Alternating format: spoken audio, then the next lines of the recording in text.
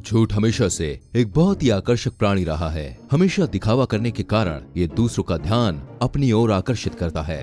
लेकिन उसके खराब कपड़े से समझ में आया कि वो इतना अच्छा था नहीं जितना लगता था, और लगभग सभी को जब ये बात समझ में आ गई तो उन्होंने इसे रिजेक्ट करना शुरू कर दिया।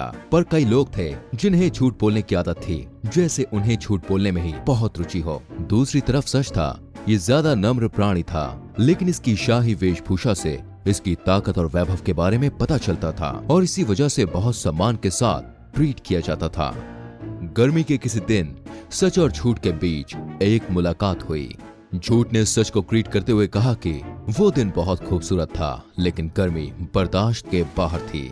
संदिग्ध सच में ऊपर आसमान की ओर देखा और समझा कि वाकई वो दिन तो खूबसूरत था, पर गर्मी हो रही थी। और झूठ ने जो कुछ भी बोला था वो भी सही था। दोनों कुछ समय तक एक दूसरे के साथ चलते रहे और अच्छे से बात कर रहे थे। फिर उन्हें फूलों से सजा हुआ एक फव्वारा दिखाई पड़ा और झूठ ने कहा कि उन्हें वहां पर जाकर देखना चाहिए कि पानी कैसा है। उसके पानी के तापमान को टेस्ट किया और कहा कि वो बहुत अच्छा और रिफ्रेशिंग था। सच ने फिर से चेक करने की कोशिश की कि वो जो भी बोल रहा था वो सच था भी या नहीं, और हैरानी की बात यह थी कि झूठ ने फिर से सच बोला था। झूठ ने अपने रौब को उतारा और फव्वारे के अंदर गया। उसे गर्मी से बचना था और उसने सच को भी उस फव्वारे के अंदर आने को कहा। सच ने इसके बारे में सोचा कि झूठ के साथ फव्वारे में नहाने से कोई नुकसान तो होगा नहीं, तो वो भी अपने कपड़े उतारकर फव्वारे में चला गया।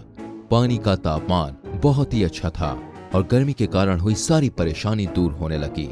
उन दोनों को फव्वारे में बहुत मजा आया और उन्होंने साथ में एक अच्छा समय स्पेंड किया।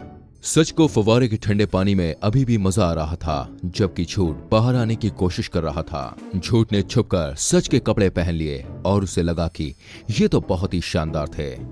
जब सच को पता चला कि क्या हो रहा था तो वो चिल्लाया और उसने झूठ से अपने कपड़े वापस मांगे, पर वो नहीं सुना और भागने लगा। सच के कपड़े पहनकर झूठ घूमने लगा। कई लोगों ने उसकी तारीफ की, पर कुछ लोगों ने उसे संदेह की नजर से भी देखा। कई लोगों को पता भी था कि सच के कपड़ों में ये झूठ था, मगर फिर भी उन्होंने उसकी बुराई करने वालों के खिलाफ उसे डिफेंड करना शुरू कर दिया।